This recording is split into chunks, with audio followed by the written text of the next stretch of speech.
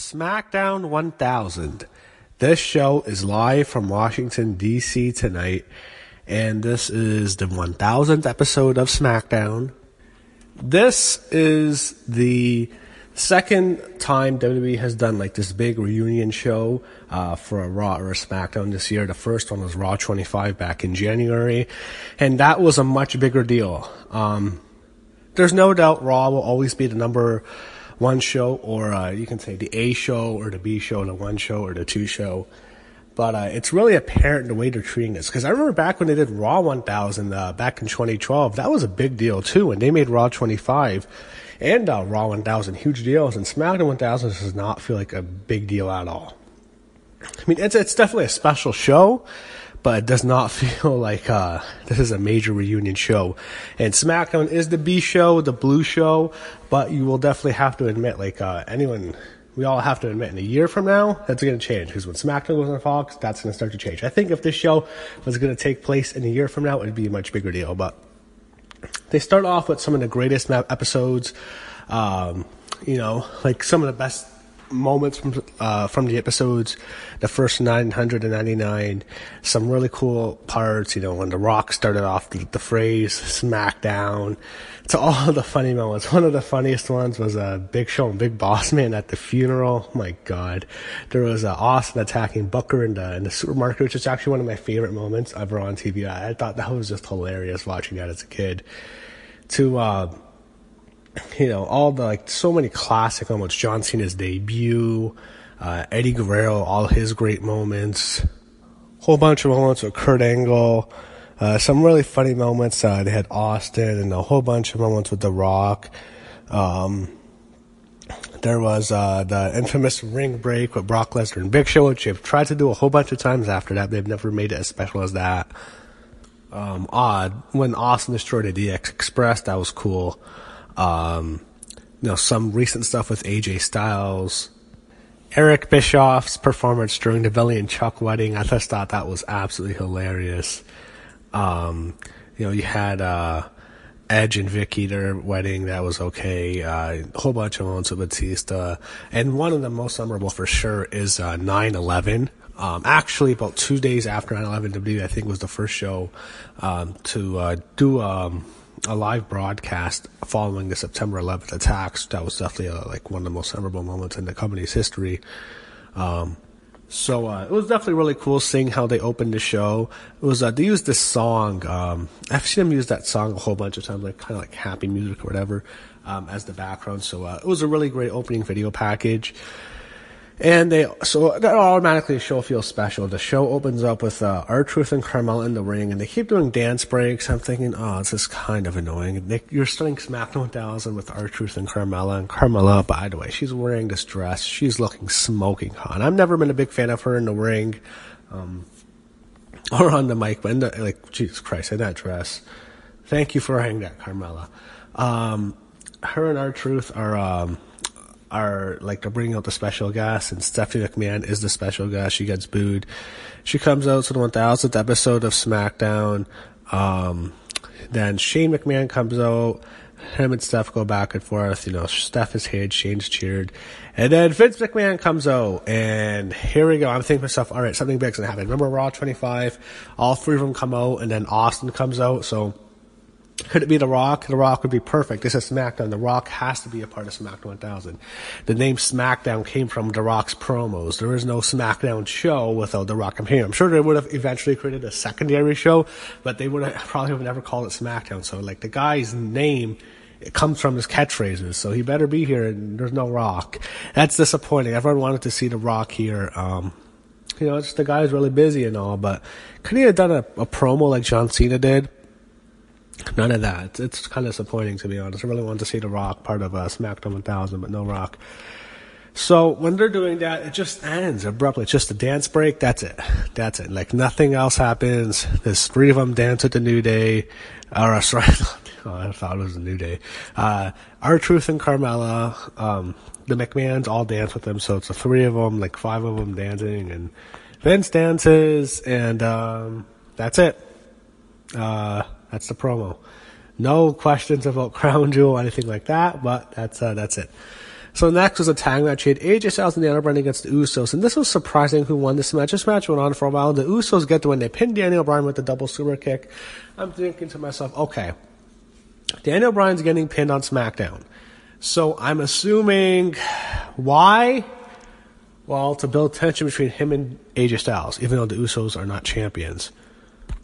It makes no sense. I mean, they haven't done a good job at all with Daniel Bryan's return. I'll just leave it at that. It's been pretty disappointing. They could have done so much better with Daniel Bryan, but that's all we get. He's booked like a loser, and AJ definitely doesn't feel like the WWE champion. He feels like he's the Intercontinental champion the way they've booked him. But Usos win. So they show Paige in her office. She's with Vickie Guerrero, so they have to get Vickie on the show. I mean, this is better than what they did at Raw 25. They just introduced people on the stage. They wanted to get everyone on the show. Here, you're not going to get everyone on SmackDown. A lot of people that you could, like the more important people, like I think when the second brand split happened, I'm sorry, not the first brand split, from 2002 to like 2012, about that period. I think it's important to get the most people from SmackDown. You kind of have those people like you had Rey Mysterio, who was a big deal in SmackDown, Edge, that original brand split, the SmackDown 5. Eddie Guerrero, of course, is deceased, and so's Benoit. Can't mention Benoit, but Eddie, I'm sure they'll do a whole bunch of stuff with Eddie, a whole bunch of tributes. He was a huge part of SmackDown. Those guys, you had Kurt, you had Brock Lesnar, no Brock, but you'll have Kurt, I think, for sure. All part of, the original SmackDown 6, actually. So I think it's good to get a lot of them on the show. But when they showed Paige in her office, she had Vickie there, then they showed Teddy Long, and Teddy Long they should have allowed Teddy Long to make a damn tag match. What the hell? Why couldn't Teddy Long just make a tag match? They showed John Laurinaitis, and he was on Raw. Why are they showing Laurinaitis? But they couldn't let Teddy Long come out and make a damn tag team match. Why? Why WWE? Let Teddy Long come out and make a tag team match. That's not fair. They should have done that. Just a complete waste. Just wasting him with Paige and, Vickie backstage. They let Vickie do the excuse me, but come on, let Teddy do a tag match.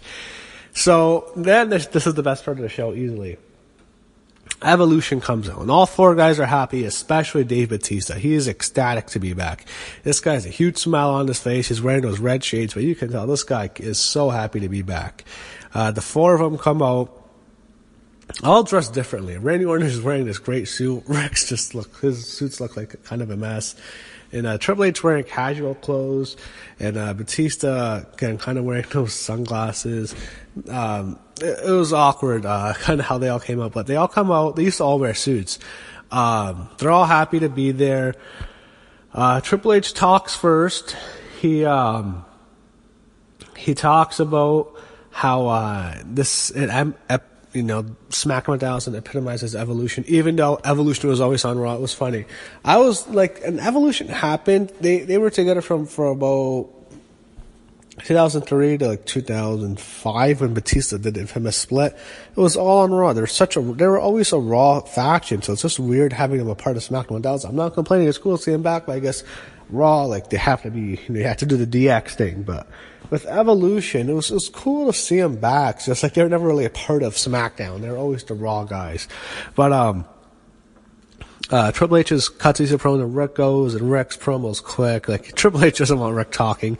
Randy Orton, of the four, he was like the least popular, and Batista was certainly the most popular because it's Washington D.C. It hasn't been there for 4 years.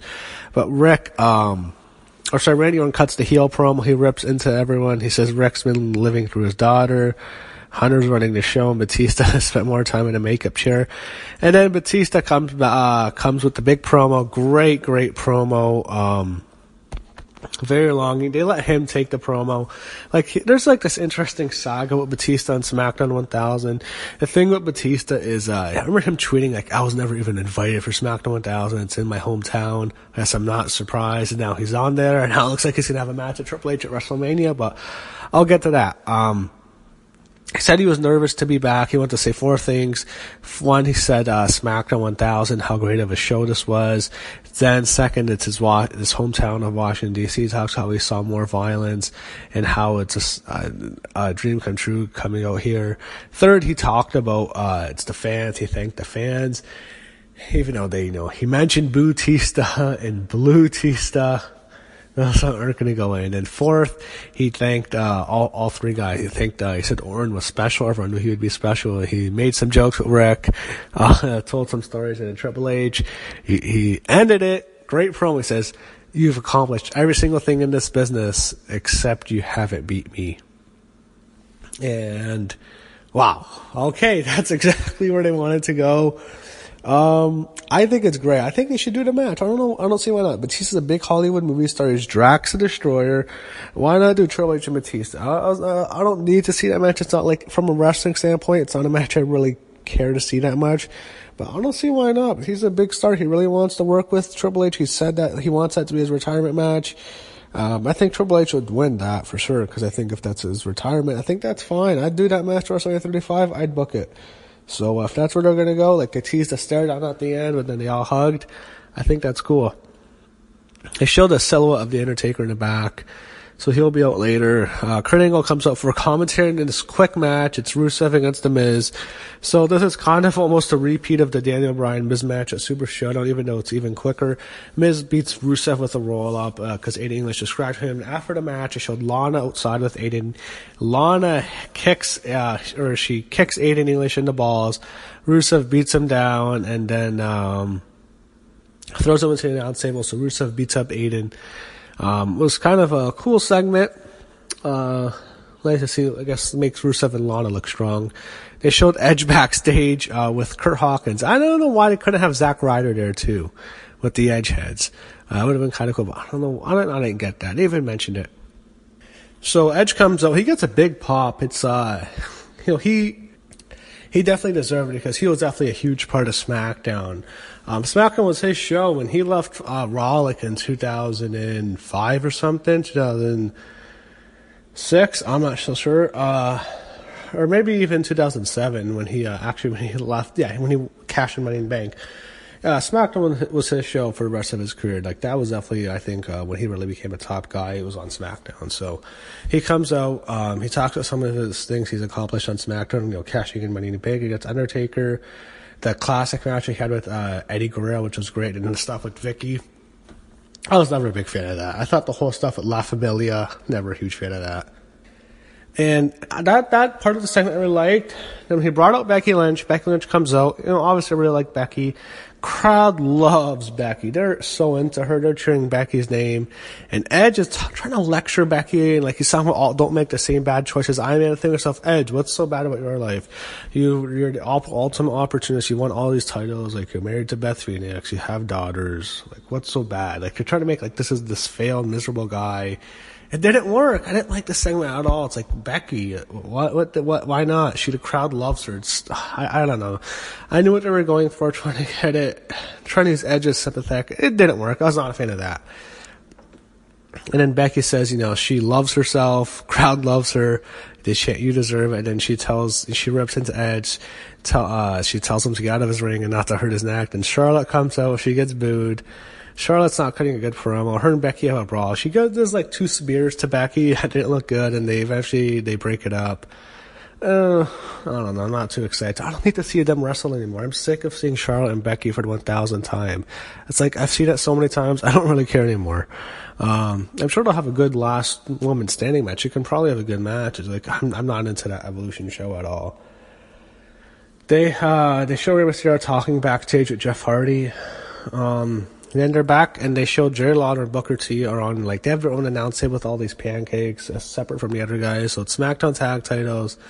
It's the Bar challenging the New Day. So New Day gets a decent pop.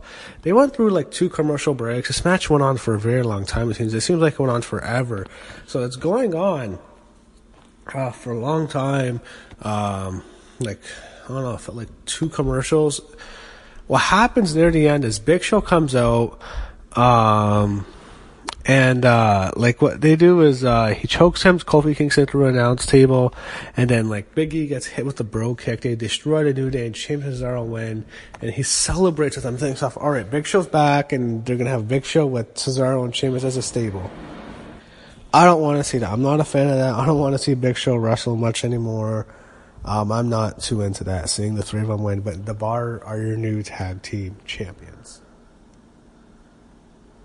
Then we have a promo from John Cena on his cell phone. I guess The Rock couldn't do this, but John Cena talks about SmackDown. He thinks, he talks about the moment he had with Kurt Angle when he slapped him in the face with ruthless aggression. It was okay. It was just a phone-in promo. I don't know why The Rock couldn't do something like that. I don't mean to go on The Rock, but I don't know. So up next, Rey Mysterio against Shinsuke Nakamura in the Crown Jewel World Cup qualifying match. Crown Jewel is taking place, and we don't know where. They're so mysterious on this location. I don't know where Crown Jewel is taking place. I know there's a Crown Jewel, but I don't know where. Is it in Washington, D.C. like this show? I guess not. Anyway, Nakamura and Rey Mysterio, they have a good match. Rey wins. Nakamura's reign as U.S. champ's been a joke. He's doing nothing. Rey wins. He definitely had to win on his big return. He gets the victory. It was cool. It was cool to see him back. He didn't get a huge pop like you'd expect, but it was definitely cool to see Rey back. He beats Nakamura. Maybe he'll have another match or something. Maybe they have a feud. But that was it for that. And then the show finally ends. The Undertaker ends the show. The gong hits. The lights go down. Undertaker makes his way to the ring, gets a big pop, and then it's quick. It's just like the promo he had on Raw last night. He says, at Crown Jewel, he's got 3 words for DX. Rest in peace. And that's the show. So he said the exact same thing on Raw last night.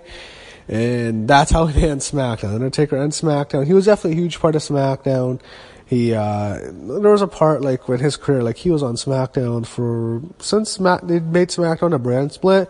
I think he was on SmackDown. He might have been on Raw for a bit, but he spent the majority of the 2000s on SmackDown. So, huge part of SmackDown. Even though later when he's become he wrestles one time a year, he only appears on Raw now. But Taker ends SmackDown. He cuts the promo was just quick. Sets up the Crown Jewel match. When he mentioned Crown Jewel, the fans booed. So that tells you something. But it was what it was, how the show ended. The overall show, I really enjoyed it. I'll admit, it was 2 hours, it's easier to watch. I thought the show was way better than Raw 25, and they put in so much more into Raw 25. This show was way better. Way more enjoyable, way easier to watch. Show was decent to watch. It was not a great show, but it was a fun show. It was enjoyable to watch. I thought the Evolution stuff was great. I thought the Edge stuff was good. It was cool to see Rey back. He had some nice returns. The opening segment was okay. So it definitely felt like a special show. Some of the matches were good. The tag match was really good for the tag titles. So, I thought the show was really enjoyable, really easy show to watch. I thought it was a fun show. So it wasn't a major show. It didn't feel like it, even though it's 1,000 episode, but I thought it was a fun show to watch. So, I give SmackDown 1000 a thumbs up, and I enjoyed the show.